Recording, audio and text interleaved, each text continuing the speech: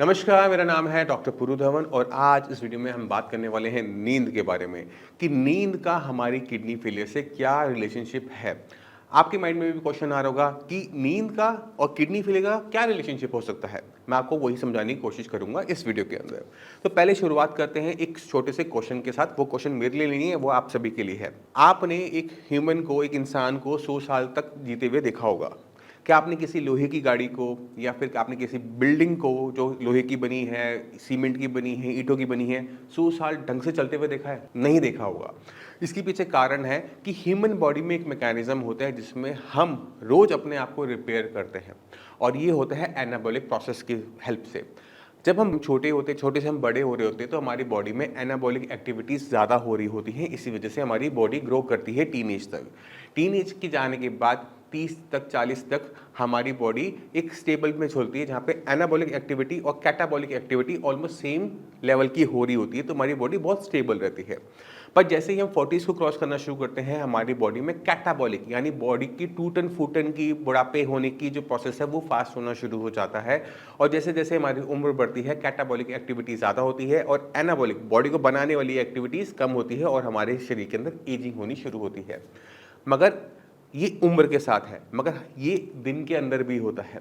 जैसे हम दिन में उठते हैं, काम करते हैं, बातें करते हैं, ये वीडियो देख रहे हैं, सुन रहे हैं, किचन में काम कर रहे हैं, ऑफिस जा रहे हैं, तो बॉडी में कैटाबॉलिक बॉडी के टूटने की एक्टिविटी ज़्यादा हो रही होती है। इसलिए शाम तक आपकी बॉडी बिल्कुल थक जाती है। आप एक ऐसा काम करते हो जिससे आपकी बॉडी अगले दिन बिल्कुल चार्ज मिलती है, वो है नींद। आपकी जब आप सोते हो तो आपकी बॉडी के अंदर एनाबॉलिक एक्टिविटीज़ बढ़ जाती हैं, इसलिए जब भी आप थकते हो, आराम करते हो, बॉडी एकदम रिचार्ज हो जाती है। तो ये जो साइकिल है डिस्चार्ज होने की और रिचार्ज होने की, ये बहुत इंपॉर्टेंट है। जब बॉडी डिस्चार्ज हो रही है तो उसे रिचार्ज भी पूरा चाहिए होता है और रिचार्ज कब होता है? जब हम सोते हैं।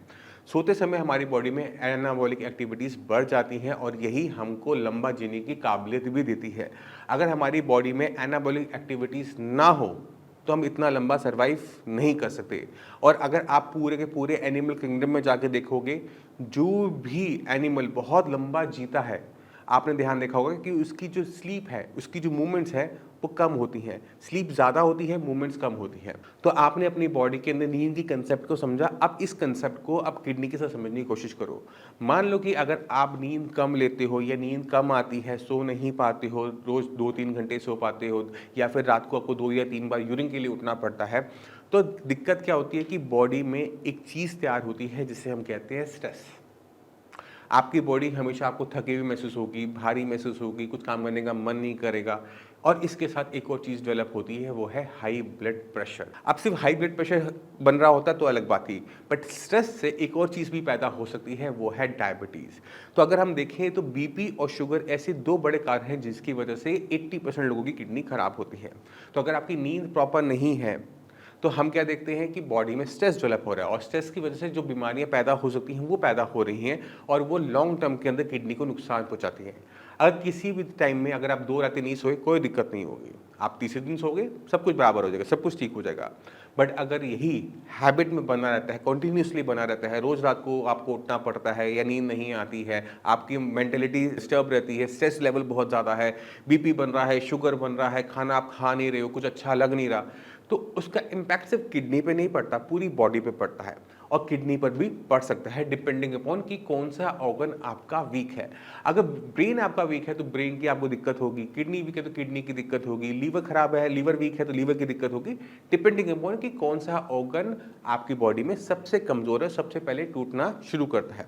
तो आपने ध्यान क्या रखना है, अगर आप किडनी फेलियर के पेशेंट हो तो आपने अपनी नींद को देखना है, अपनी स्लीप को देखना है कि आपकी जो स्लीप है वो अच्छी हो।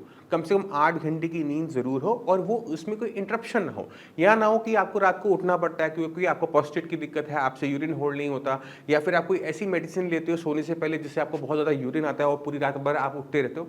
ऐसा आपने कुछ नहीं करना। अगर आपको प्रोस्टेट है, शुगर है, तो आपको ध्यान क्या रखना है कि आपने अपनी मेडिसिन जिनसे यूरिन की फॉर्मेशन ज़्यादा होती है 6 से 7 बजे तक आपने ले लेनी है। और 6-7 बजे के बाद आपने पानी का इंटेक बहुत कम कर देना होता है, जिससे आपकी बॉडी में यूरिन के रास्ते पानी जो एक्स्ट्रा है वो तो निकल जाए, बट एक्स्ट्रा पानी बॉडी में भरे नहीं।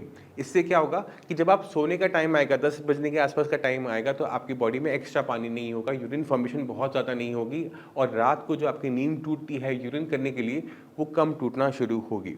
अगर आप अपनी शुगर लेवल को बहुत अच्छे तरीके से कंट्रोल करते हो तो भी आपके यूरिन फॉर्मेशन कम होनी शुरू हो जाती है, क्योंकि जब बॉडी के अंदर शुगर के लेवल्स बढ़ते हैं तो हमारी बॉडी ज़्यादा यूरिन को पास आउट करना शुरू करती है, क्योंकि यूरिन के रस से हमारी बॉडी शुगर को कंट्रोल कर रही होती है, क्योंकि शुगर हमारी जब पेशाब से निकल रही है, यूरिन से निकल रही है, तो हमारे ब्लड के अंदर शुगर कम हो रही है। तो इस मैकेनिज्म को कंट्रोल करने के लिए भी आपको अपनी ब्लड शुगर को कंट्रोल करना होगा। प्रोस्टेट की दिक्कत के लिए आप जो मेडिसिन लेते हो उसे दोपहर में लेने की कोशिश कीजिए, आपको कोई दिक्कत नहीं होती। और कोई और दिक्कत है, मान लो फिर भी आपको नींद नहीं आती, तो आपको उस पर काम करना पड़ता है। आपको देखना पड़ता है कि किस चीज़ से, किस मेथड से, किस मेडिसिन से, किस फूड सप्लीमेंट से आपको नींद डेवलप होती है। आपको वो चीज़ को अपने डाइट में, अपनी रूटीन में डालना पड़ता है, जिससे आपको नींद जो है वो डेली बेसिस पे अच्छे तरीके से आ जाए।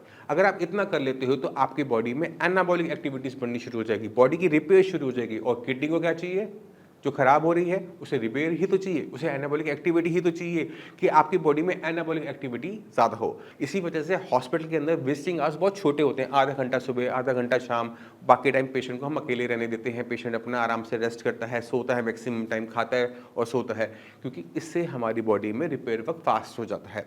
अब मैं आपको ये नहीं कह रहा कि आप पूरा दिन सोते रहो, मैं आपको ये कह रहा हूँ कि 8-9 घंटे, 10 घंटे की अच्छी सी नींद आप अपनी डेली बेसिस पे ज़रूर लो। आपकी बॉडी आपको भारी महसूस नहीं होनी चाहिए।